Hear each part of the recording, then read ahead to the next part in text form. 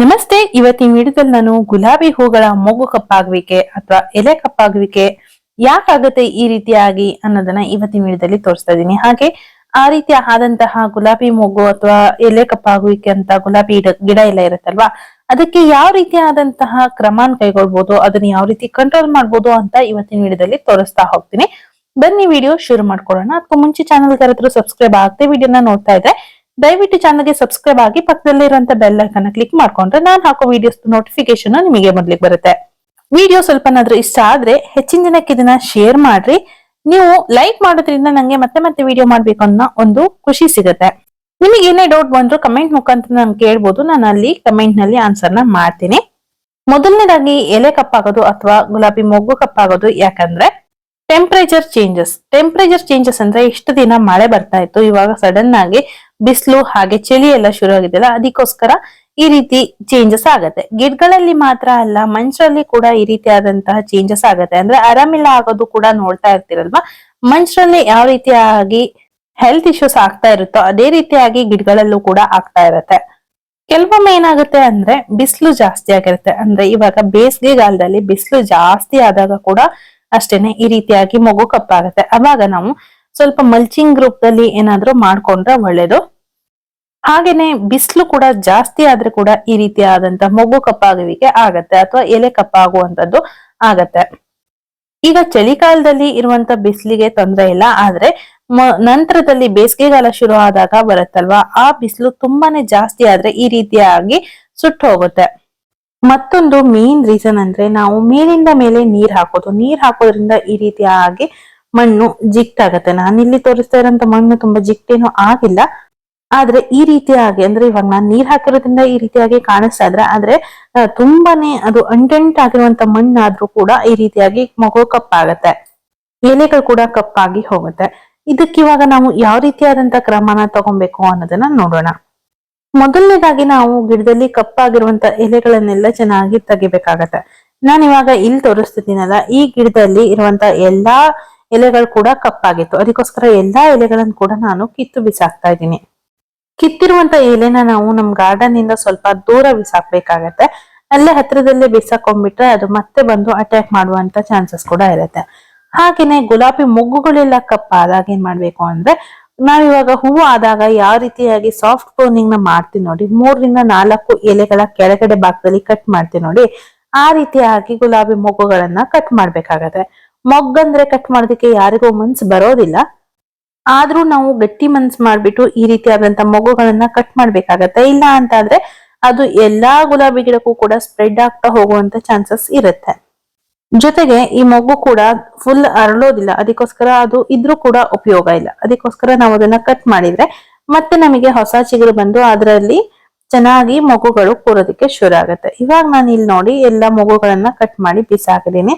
ಹಾಗೇನೆ ಯಾವ್ದಾದ್ರು ಒಣಗಿರುವಂತಹ ಕಟ್ಟಿಂಗ್ಸ್ ಇದ್ರೆ ಅದನ್ನ ಕೂಡ ಕಟ್ ಮಾಡಿ ಬಿಸಾಕ್ರಿ. ಈ ರೀತಿ ಆಗಿರುವಂತಹ ಕಟ್ಟಿಂಗ್ ಇದಕ್ಕೇನಂತಾರೆ ಅಂದ್ರೆ, ಇದಕ್ಕೆ ಡೈಬ್ಯಾಕ್ ಡಿಸೀಸ್ ಅಂತ ಹೇಳ್ತಾರೆ. ಅಂದ್ರೆ ಗುಲಾಬಿ ಕಡ್ಡಿ ಮೇಲ್ಗಡೆಯಿಂದನೇ ಕೆಳಗಡೆ ತನಕ ಒಣಗ್ತಾ ಹೋಗ್ತಾ ಇರುತ್ತೆ, ಅದನ್ನ ಕೂಡ ನಾವು ಕಟ್ ಮಾಡಿ ಬಿಸಾಕ್ಬೇಕು.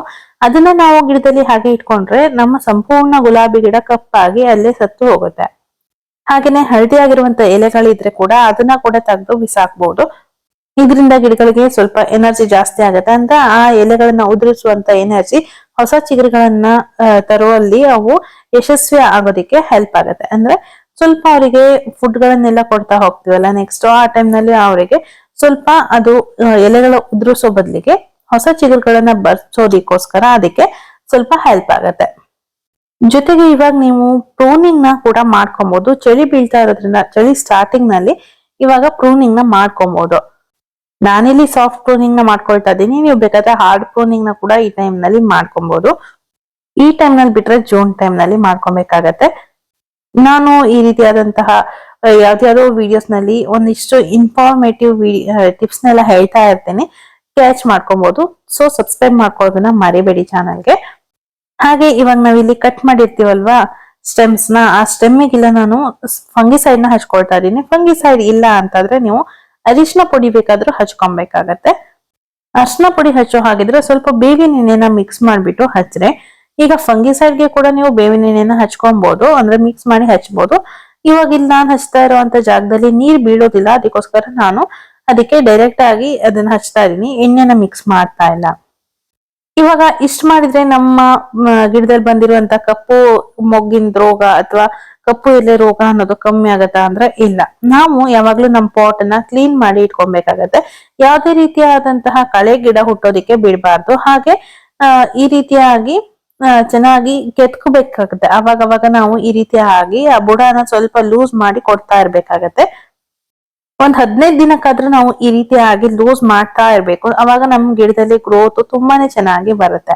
ನಾನು ಇದಕ್ಕೆ ಕಿಚನ್ ಕಾಂಪೋಸ್ಟ್ ನ ಹಾಕಿದೆ, ಅಂದ್ರೆ ಕಿಚನ್ ವೇಸ್ಟ್ ನ ಹಾಕಿದೆ, ಅದರಲ್ಲೇ ಕಾಂಪೋಸ್ಟ್ ಆಗಿ ಗಿಡಗಳು ಚೆನ್ನಾಗಿ ಗ್ರೋತ್ ಆಗತ್ತೆ. ನಾವು ಆದಷ್ಟು ಲಿಂಬೆ ಹಣ್ಣಿನ ಸಿಪ್ಪೆಗಳನ್ನೆಲ್ಲ ಈ ರೀತಿಯಾಗಿ ಡೈರೆಕ್ಟ್ ಆಗಿ ಬಳಸೋದ್ರಿಂದ ಸ್ವಲ್ಪ ಫಂಗಸ್ ಆಗ್ಲಿ ಅಥವಾ ಬೇರೆ ಬೇರೆ ಹುಳುಗಳ ಕಾಟ ಆಗ್ಲಿ, ಡಿಸೀಸ್ ಆಗ್ಲಿ ಬರೋದು ಸ್ವಲ್ಪ ಕಂಟ್ರೋಲಿಗೆ ಬರುತ್ತೆ. ಇವಾಗ ನಾನಿಲ್ಲಿ ಚೆನ್ನಾಗಿ ಇದನ್ನ ಮಣ್ಣನ್ನ ಸ್ವಲ್ಪ ಲೂಸ್ ಮಾಡ್ಕೊಂಡು ಇದಕ್ಕೆ ಫಂಗಿಸೈಡ್ ನ ಹಾಕೊಳ್ತಾ ಇದ್ದೀನಿ. ಫಂಗಿಸೈಡ್ ಬದಲಿಗೆ ನೀವು ಬೇಕಾದ್ರೆ ಬೇವಿನ ಹಿಂಡಿನ ಹಾಕೊಬಹುದು. ಮೇನ್ ಆಗಿ ಬೇವಿನ ಹಿಂಡಿ ಹಾಕೋದು ಒಳ್ಳೇದು ನನ್ನ ಪ್ರಕಾರ. ನನ್ನ ಹತ್ರ ಬೇವಿನ ಹಿಂಡಿ ಇರ್ಲಿಲ್ಲ, ಇವಾಗ ತಕ್ಷಣಕ್ಕೆ ಬೇಕಾಗಿ ನಂಗೆ ಫಂಗಿಸೈಡ್ ಇತ್ತು, ಅದಕ್ಕೋಸ್ಕರ ಫಂಗಿಸೈಡ್ ನ ಮಾತ್ರ ಬಳಸ್ಕೊಳ್ತಾ ಇದೀನಿ. ಬೇವಿನ ಹಿಂಡಿ ಇದ್ರೆ ಒಂದ್ ಮುಷ್ಟಿ ಹಾಕೋಷ್ಟಾದ್ರೂ ಹಾಕಿ, ಗುಲಾಬಿ ಗಿಡದ ಗಾತ್ರನ ನೋಡ್ಕೊಂಡು, ಅಂದ್ರೆ ಸ್ವಲ್ಪ ದೊಡ್ಡ ಗಿಡ ಹಾಕಿದ್ರೆ ಒಂದ್ ಮುಷ್ಟಿ ಆಗೋಷ್ಟು ಹಾಕಿದ್ರೆ ಏನ್ ತೊಂದರೆ ಆಗೋದಿಲ್ಲ. ಇವಾಗ ಈ ಫಂಗಿಸೈಡ್ ಹಾಕಿದ್ರ ಮೇಲೆ ಚೆನ್ನಾಗಿ ಒಂದ್ಸಲ ಮಣ್ಣಿನೊಟ್ಟಿಗೆ ಈ ರೀತಿಯಾಗಿ ಮಿಕ್ಸ್ ಮಾಡ್ಕೊಬೇಕಾಗತ್ತೆ. ಮತ್ತೆ ಏನಪ್ಪಾ ಅಂದ್ರೆ ಇದೊಂದೇ ಹಾಕಿದ್ರೆ ಸಾಕಾಗೋದಿಲ್ಲ. ಇವಾಗ ಇದ್ರ ಜೊತೆಗೆ ನಾವು ಗೊಬ್ಬರನ ಕೂಡ ಕೊಡ್ಬೇಕಾಗತ್ತೆ. ನೀವು ಯಾವುದೇ ಗೊಬ್ಬರನ ಬೇಕಾದ್ರೂ ಕೊಡ್ಬೋದು. ನಾನು ಆಲ್ರೆಡಿ ಸುಮಾರಷ್ಟು ಗೊಬ್ಬರಗಳನ್ನ ತೋರಿಸಿದೀನಿ. ಇವಾಗ ನಾನು ಕೊಡ್ತಾ ಇರೋದು ಇಲ್ಲಿ ಎರೆಹುಳ ಗೊಬ್ಬರನ ಕೊಡ್ತಾ ಇದ್ದೀನಿ. ನೀವು ಇದ್ರ ಬದಲಿಗೆ ಟೀ ಪೌಡರ್ನ ಕೊಡ್ಬೋದು, ಇಲ್ಲ ಅಂತ ಆದ್ರೆ ಕಾಫಿ ಪೌಡರ್ನ ಕೊಡ್ಬೋದು. ಕಾಫಿ ಪೌಡರ್ನ ಯಥೇಚ್ಛವಾಗಿ ಬಳಸೋದಕ್ಕೆ ಹೋಗ್ಬೇಡಿ, ಇದು ಗಿಡಗಳಿಗೆ ಹಾನಿ ಕೂಡ ಮಾಡುತ್ತೆ. ಹಾಗೆ ಎರೆಹುಳ ಗೊಬ್ಬರ ಕೊಡ್ಬೋದು, ಸಗಣಿ ಗೊಬ್ಬರ ಕೊಡ್ಬೋದು, ಬಾಳೆಹಣ್ಣಿನ ಸಿಪ್ಪೆ ಒಣಗಿಸಿಟ್ಕೊಂಡು ಅದನ್ನ ಕೂಡ ಹಾಕೊಬಹುದು. ಹಾಗೇನೆ ನೀರುಳ್ಳಿ ಸಿಪ್ಪೆನ ಕೊಡ್ಬೋದು, ಅದು ಕೂಡ ತುಂಬಾನೇ ಒಳ್ಳೆ ಫರ್ಟಿಲೈಸರ್ ಅಂತಾನೆ ಹೇಳ್ಬೋದು. ಎಕ್ಸಾಮ್ ಸಾಲ್ಟ್ ನ ಹಾಕ್ತಾ ಇರಿ, ಅವಾಗ ಗ್ರೀನ್ ಆಗಿ ಬರುತ್ತೆ ಗಿಡಗಳು. ತುಂಬಾನೇ ಚೆನ್ನಾಗಿ ಗ್ರೋತ್ ಆಗ್ಬೇಕಂದ್ರೆ ಎಕ್ಸಮ್ ಸಾಲ್ಟ್ ನ ನಮ್ಮ ಗಿಡದಲ್ಲಿ ನಾವು ಆಡ್ ಮಾಡ್ಬೇಕಾಗತ್ತೆ. ನಾನಿಲ್ಲಿ 2 ಮುಷ್ಟಿ ಆಗುವಷ್ಟು ಗೊಬ್ಬರನ ಹಾಕಿದೀನಿ. ಗೊಬ್ಬರ ಹಾಕಿದ್ರೆ ಸಾಕಾಗೋದಿಲ್ಲ, ಅದಕ್ಕೆ ತಕ್ಷಣಕ್ಕೆ ಸ್ವಲ್ಪ ನೀರನ್ನ ಕೂಡ ಕೊಡ್ಬೇಕಾಗತ್ತೆ. ನಾವು ಯಾವುದೇ ಗಿಡಕ್ಕೆ ಗಟ್ಟಿಯಾಗಿರುವಂತ ಗೊಬ್ಬರ ಕೊಟ್ಟಾಗ ನೀರ್ ಹಾಕದೆ ಬರಬಾರ್ದು. ಯಾವಾಗ್ಲೂ ನೀರ್ ಕೊಡೋದನ್ನ ಮರಿದೇ ಕೊಡ್ಬೇಕಾಗತ್ತೆ. ಜೊತೆಗೆ ಬಿಸಿಲು ಜಾಸ್ತಿ ಆಗಿ ಬೀಳ್ತಾ ಇದೆ ಅಂದ್ರೆ ಮಲ್ಚಿಂಗ್ ಮಾಡೋದು ಕೂಡ ಇಂಪಾರ್ಟೆಂಟ್ ಆಗುತ್ತೆ. ಇದು ಬೇಸಿಗೆಗಾಲದಲ್ಲಿ ತುಂಬಾನೇ ಇಂಪಾರ್ಟೆಂಟ್ ಮಲ್ಚಿಂಗ್ ಮಾಡೋದು. ಇಲ್ಲ ಅಂತ ಆದ್ರೆ ನಮ್ ಗಿಡಗಳು ಬೇಗ ಡ್ರೈ ಆಗ್ತಾನೆ ಇರುತ್ತೆ. ನಾನು ನನ್ ಗಿಡಕ್ಕೆ ಈಗ್ಲೇ ಮಲ್ಚಿಂಗ್ ನ ಮಾಡ್ತಾ ಇಲ್ಲ, ಯಾಕಂದ್ರೆ ಇವಾಗೇನು ಜಾಸ್ತಿ ಬಿಸಿಲಿಲ್ಲ, ಅದಕ್ಕೋಸ್ಕರ ನಾನು ಗಿಡಗಳಿಗೆ ಮಲ್ಚಿಂಗ್ ನ ಮಾಡ್ತಾ ಇಲ್ಲ. ನಾನು ಜಾಸ್ತಿ ಬಿಸಿಲು ಬೀಳೋ ಜಾಗದಲ್ಲಿ ಇಟ್ಕೊಂಡಿಲ್ಲ ನಾನು ಗುಲಾಬಿ ಗಿಡನ. ಆ ಗುಲಾಬಿ ಗಿಡಕ್ಕೆ ಎಷ್ಟು ಬಿಸಿಲು ಬೇಕು ನೋಡಿ, ಅಂದ್ರೆ ಇವಾಗ ಒಂದು 5-6 ಗಂಟೆ ಬಿಸಿಲಿದ್ರೆ ಸಾಕಾಗತ್ತೆ ಅಂತ ಬಿಸಿಲಿನ ಜಾಗದಲ್ಲಿ ನಾನು ಇಟ್ಕೊಂಡಿದ್ದೀನಿ ಈ ಗುಲಾಬಿ ಗಿಡಗಳನ್ನ. ಇವಾಗ ಅದಕ್ಕೆ ಗೊಬ್ಬರ ಎಲ್ಲ ಕೊಟ್ಟಾಯ್ತು, ನೀರೆಲ್ಲ ಹಾಕಿದ್ದು ಆಯ್ತು. ಇವಾಗ ಈ ಫಂಗಸ್ ಅಥವಾ ಅಟ್ಯಾಕ್ಸ್ ಅಂದ್ರೆ ರೋಗಗಳೆಲ್ಲ ಬರ್ದೇ ಇರೋ ರೀತಿನಲ್ಲಿ ನಾವು ಸ್ವಲ್ಪ ಕ್ರಮನ ಕೈಗೊಳ್ಬೇಕಾಗತ್ತೆ. ಯಾವ ರೀತಿಯಾಗಿ ಅಂತ ಅಂದ್ರೆ ನಾವು ಇದಕ್ಕೆ ಕಟ್ ಮಾಡಿರ್ತೀವಲ್ವಾ ಇವಾಗ ಗಿಡನೆಲ್ಲ, ಹಾಗೆ ಎಲೆಗಳೆಲ್ಲ ತೆಗ್ದಿರ್ತೀವಿ. ಹಾಗೆ ಮತ್ತೆ ಆ ಡಿಸೀಸ್ ಬರಬಾರ್ದು ಅಂತ ಆದ್ರೆ ನಾವು ಇದಕ್ಕೆ ಸ್ವಲ್ಪ ನೀಮ್ ಆಯಿಲ್ ನ ಸ್ಪ್ರೇ ಮಾಡ್ಬೇಕಾಗತ್ತೆ.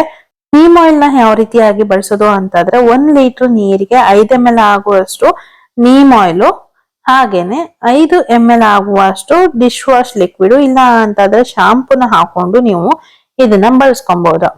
ಚೆನ್ನಾಗಿ ಮಿಕ್ಸ್ ಮಾಡಿ ಸ್ಪ್ರೇ ಮಾಡಿದ್ರೆ ಆಯ್ತು. ಇಲ್ಲ ಅಂತ ಆದ್ರೆ ಸೋಡಾ ಪೌಡರ್ ನ ನೀರ್ನಲ್ಲಿ 1 ಸ್ಪೂನ್ ಸೋಡಾ ಪೌಡರ್ ನ 1 ಲೀಟರ್ ನೀರಿಗೆ ಹಾಕೊಂಡು ಅದನ್ನ ಕೂಡ ಚೆನ್ನಾಗಿ ಮಿಕ್ಸ್ ಮಾಡ್ಕೊಂಡು ಅದನ್ನ ಕೂಡ ನೀವು ಸ್ಪ್ರೇ ಮಾಡ್ಬೋದು. ಇಲ್ಲ ಅಂತ ಆದ್ರೆ ಮಜ್ಜಿಗೆ ಕೂಡ ನೀವು ಸ್ಪ್ರೇ ಮಾಡ್ಬೋದು, ಅದು ಕೂಡ ಒಂದೊಳ್ಳೆ ರಿಸಲ್ಟ್ ಅನ್ನ ಕೊಡುತ್ತೆ. ನಾವು ನಮ್ ಗಿಡಗಳನ್ನ ನಾವು ಕಾಪಾಡ್ಕೊಬೇಕಂದ್ರೆ ಅವಾಗ ನಾವು ನಮ್ ಗಿಡಗಳನ್ನ ಕೇರ್ ಮಾಡ್ತಾ ಇರ್ಬೇಕಾಗತ್ತೆ. ಇಲ್ಲ ಅಂತ ಆದ್ರೆ ನಮ್ ಗಿಡಗಳಲ್ಲಿ ರೋಗಗಳು ಜಾಸ್ತಿ ಬರ್ತಾನೆ ಇರುತ್ತೆ. ನೋಡಿದ್ರಲ್ಲ, ಇವತ್ತಿನ ವಿಡಿಯೋ ನಿಮ್ಮೆಲ್ರಿಗೂ ಇಷ್ಟ ಆಗಿದೆ ಅಂತ ಅನ್ಕೊಳ್ತಾ ಇವತ್ತಿನ ವಿಡಿಯೋನ ನಾನು ಇಲ್ಲಿಗೆ ಮುಗಿಸ್ತಾ ಇದ್ದೀನಿ. ಮತ್ತೆ ಯಾವ್ದಾದ್ರು ಹೊಸ ವಿಡಿಯೋದಲ್ಲಿ ನಿಮ್ ಜೊತೆಗೆ ಸಿಗ್ತೀನಿ. ಅಲ್ಲಿವರೆಗೂ love you all, bye bye.